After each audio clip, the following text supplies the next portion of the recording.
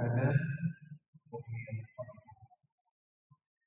dalam hadis baginda Rasul sallallahu alaihi wasallam bersabda, dalam diri setiap manusia itu ada sebuah pangkalan. Bila mana tumpahan darah ini baik, tidak berpenyakit, tidak bermasalah, seluruh aktivitas, baik aktivitas pikiran, baik aktivitas rohani, sampai kepada fisik, katanya baginda Rasul, semuanya akan selamat, semuanya akan beres.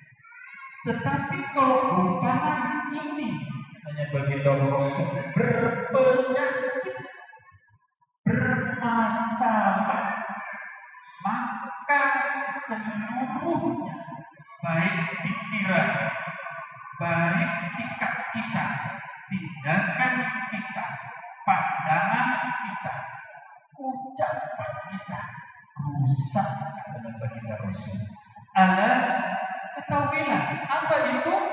Insya Allah kita tahu semuanya. Itu adalah hati, bukan otak, bukan perut, bukan mulut, tapi hadirin jamaah yang dimuliakan Allah. Hujjatul Islam Imam Al-Ghazali menyampaikan wasiat ini tentang hadis baginda Rasul, bahwasanya sumber kontrol, ini penting, sumber kontrol kesadaran manusia itu bukan di otak. Sumber kontrol kesadaran manusia itu ada di hati. Kalau hatinya berpenyakit, bermasalah, maka pikiran ini pasti gelap, pasti gelap.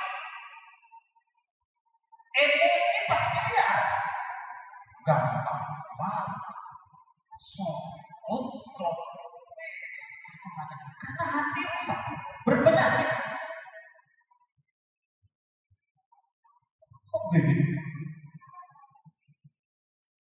Lalu bagaimana jalan keluar? Ada masalah, pasti ada jalan keluar. Ada penyakit, pasti ada obat. Ada bapak, pasti ada. Benar tak? Ada bapak, pasti ada. Saya Pak yang hadir di sini, insya Allah dia laki-laki tapi tidak ada ibunya. Ya, guyu orangnya.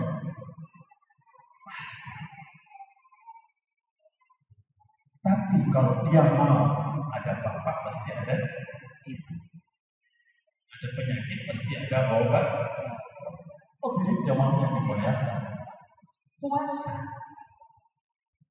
Ini obat paling jahat. Karena puasa adalah intinya menurunkan emosi. Emosi itu di mana? Di hati. Sebenarnya itu hati.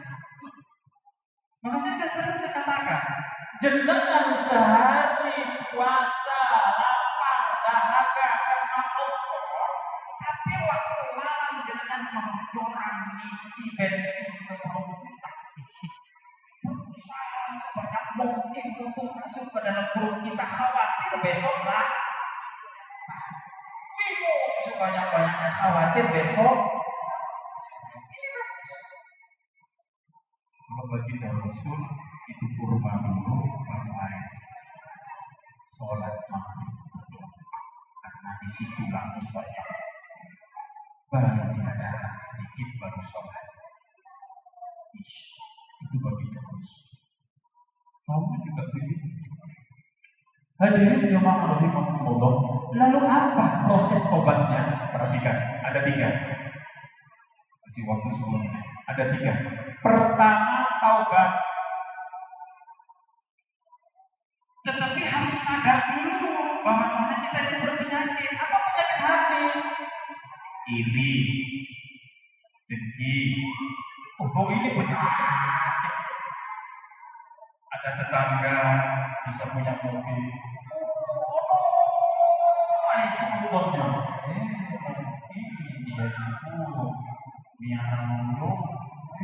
Dapat dari mana kalau nggak bersih? Dapat dari polis. Ini demi wah, karena penyakit hati. Sombong, ingin cari perhatian orang, ingin cari penghormatan dari orang. Ini penyakit hati berat. Ingin menunjukkan diri agar orang itu tahu, agar orang itu memuji. Ini penyakit. Ini yang harus kita sadari. Ini penyakit hati. Lalu bagaimana cara mengobatinya? Imam Ghazali menyampaikan yang pertama adalah taubat. Makanya di dalam agama kita ada sholat taubat. Dan salah satu katanya dari baginda Rasul dalam hadis, taubat itu bisa mengkayakan orang. Kaya tidak harus materi, tapi kaya adalah kaya taubat. Taubat itu begini Bapak. Taubat ini adalah pembersih. Istighfar itu pembersih. Ibarat seseorang kena penyakit, borok umpama di tangannya, ini dibersihkan dulu sebelum diobati. Taubat ini bukan obat, tetapi pembersih. Kalau kita kena borok di tangan kita, kemudian ada kotoran atau darah yang kental nempel di borok kita, maka dalam contohnya apa? Sama dokter, dibersihin dulu. Ini taubat. Ini taubat.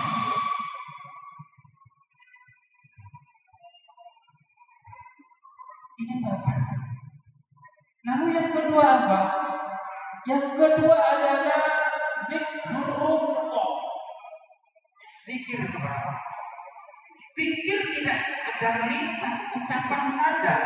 Bapak Ibu, zikir itu adalah pelatihan kesadaran yang terus menerus untuk dekat dengan Allah. Itu zikir. Sekali lagi, zikir adalah pelatihan kesadaran dalam diri kita. Melatih kesadaran dalam diri kita yang terus menerus untuk kita itu dekat kepada Allah. Untuk kita hadirkan Allah dalam hati kita. Itu zikir. Zikir yang hebat, zikir yang terbesar katanya Allah dalam Al-Quran adalah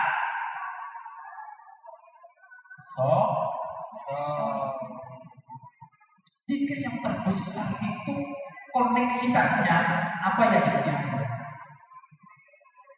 Konek. Frekuensi ya. Frekuensi itu yang paling full itu sholat. Wadadzikrullahi akbar. Jadi sholat itu zikir kepada Allah yang paling hebat.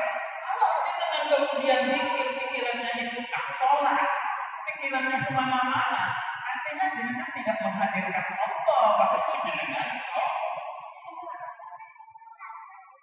Jamaah, kalau sholat tarawih seperti tadi cepat, sudah fokuskan diri jenengan menyempurnakan kewajiban dan rukun. Jadi tidak harus subhanallah. Jadi rukun saja itu sudah wajib.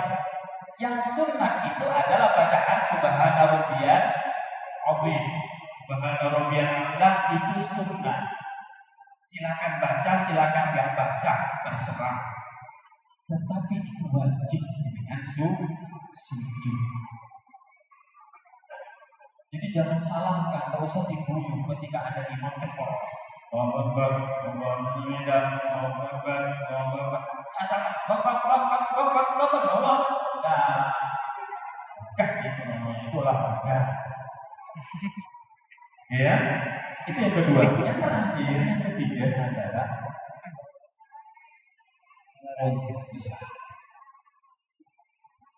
apa ya?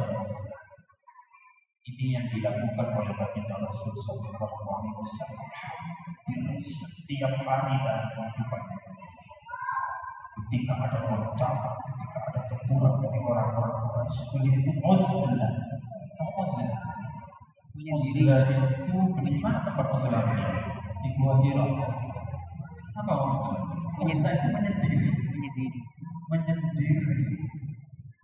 Mengheningkan hati agar kesadaran kita itu terkoneksi. Itu perlu jamaah oke. Coba secara akal jenengan untuk bisa menangkap sesuatu sinyal atau bunyi butuh keheningan atau butuh keramaian? Butuh keheningan. Jadi kalau suasananya hening sekali, nggak ada bisikan bunyi apa-apa, kemudian ada suara jangkrik jauh di sana, pasti kedengaran. Contoh kedua, jangan kalau di dalam kondisi ruangan gelap sekali, sunyi di dalamnya gelap, nggak ada sinar belas. Kemudian di ruangan gelap itu ada setitik lubang yang di luar lubang itu, yang di luar ruangan itu ada sinar di sana. Bisa kelihatan apa tidak? Walaupun kecil mesti kelihatan.